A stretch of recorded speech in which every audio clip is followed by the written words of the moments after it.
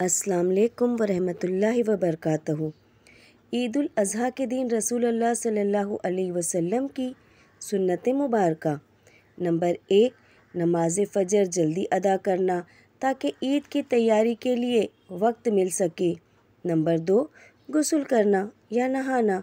हज़रत अब्दुल्ला बिन उमर रज़ी अल्लाहु अन्हा फरमाते हैं, रसूल अल्लाह सल्लल्लाहु अलैहि वसल्लम ईद के दिन गुस्ल फरमाया करते थे।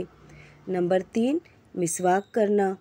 नंबर 4, अच्छे और साफ़ कपड़े पहनना, यानी हमारे पास जो सबसे बेहतरीन कपड़े हो कोशिश करें कि वो पहने, अगर मुमकिन हो तो नए कपड़े, और मर्द हजरात खुशबू भी लगाएं यानी इतर लगाएं।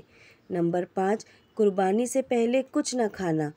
ईद उल फित्र के दिन कुछ खा कर जाना सुन्नत है ना। ईद के दिन हम खजूर खा के मस्जिद जाते हैं, लेकिन ईद उल अज़हा के दिन कुछ ना खाना सुन्नत है, बल्कि कुर्बानी के बाद उसका गोश्त खाना चाहिए।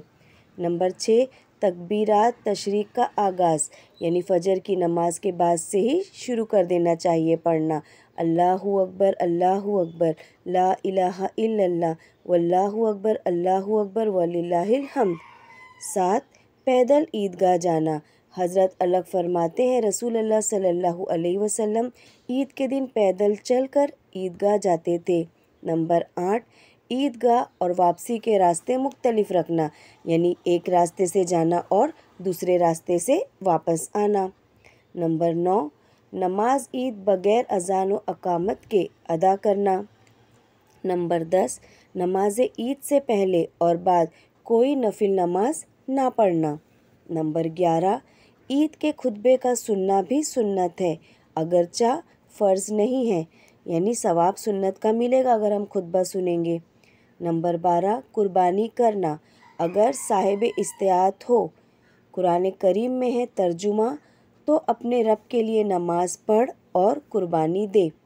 रसूल अल्लाह सल्लल्लाहु अलैहि वसल्लम ने फरमाया, जिसने नमाज ईद से पहले कुर्बानी की वो कुर्बानी नहीं बल्कि गोश्त है, यानी ईद उल अज़हा की नमाज के बाद ही कुर्बानी शुरू करनी चाहिए। नंबर 13, कुर्बानी के गोश्त को खुद भी खाना, सदका करना, दोस्तों अहबाब को देना, यानी रिश्तेदारों को देना, गरीबों को देना, उसे सबको बांट कर खाना। अल्लाह ताला हम सबको इन तमाम सुन्नतों पे अमल करने की तौफ़ीक दे और हमारी कुर्बानियों को कबूल फ़रमाए। आमीन सुम्मा आमीन।